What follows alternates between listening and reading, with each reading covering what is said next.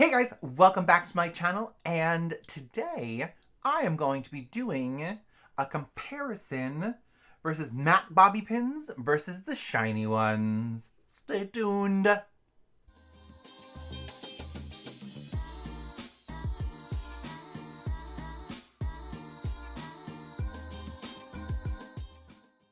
Hey guys, so we're back. So I wanted to compare these two because I always compare them on every set that I ever work on. So we have bobby pins. So first and foremost, these matte bobby pins have a beautiful tang. They're completely matte. Yes, they're expensive, but you don't see them shimmer. Anyway, so then we have, our good old faithful, our Diane Bobby, right? We have that. And just a little side note, when you use a bobby pin, you're supposed to put the tang, so that little tangy part, that little boop, down, right? So you just have the flat part.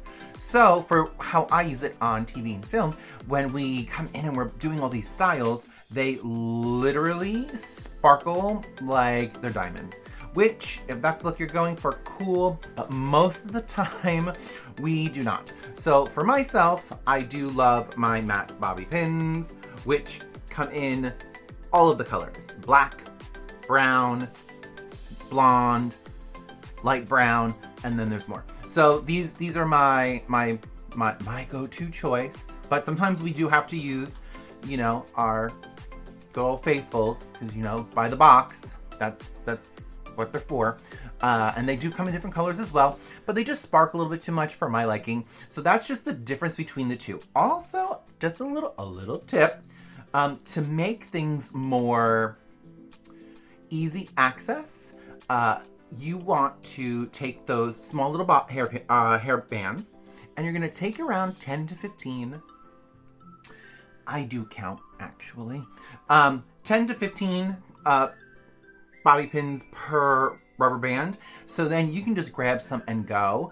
But now with the new world of COVID, what you should be doing is that each actor that you have, you are going to sanitize your hands, you're going to sanitize your pins using 70% alcohol, and then you're going to create your bundles, and then each actor will have their own set. So hopefully you know who the actor is before, so you can actually have the black or the brown or the blonde, whatever you need. So just to keep that on the flip side, you should make sure you have enough in stock. I do love having them pre-bundled, pre-done, so I can, in my back stock, refill kits when needed. Once again, sanitizing is the key of doing this. So, and you can do the same thing with your shiny ones as well. So my preferred choice are the matte bobby pins, and worst case scenario are the regular Dianes, because truthfully, you can see them all. Like, you can see them in any movies, you can see them, especially now, with the HD cameras that are out there.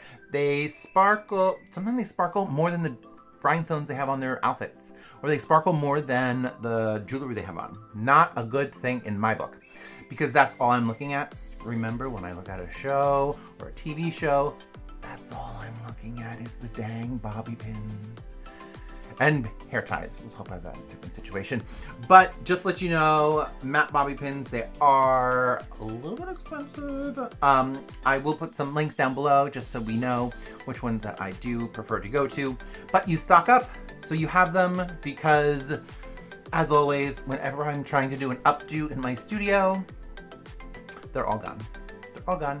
So guys, if you like this, let me know down below which ones do you prefer in your kit. Do you like the matte or do you like the Diane?